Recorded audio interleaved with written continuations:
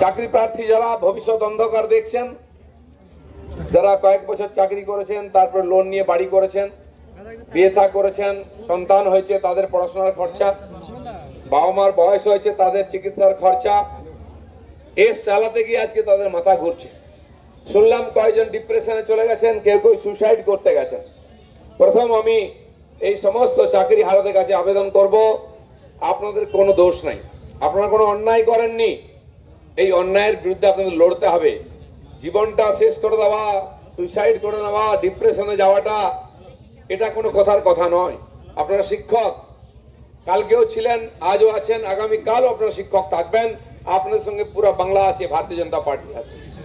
সেই জন্য আপনি দোষ করেননি, আপনি কেন আত্মহত্যা করবেন? আপনি লড়াই করুন, আমরা আপনাদের পিছনে আছি। আজকে অনেক শিক্ষক আমাদের সঙ্গে এসেছেন, তারা আমাদের সামনে ব্যানার নিয়ে হেঁটেছেন।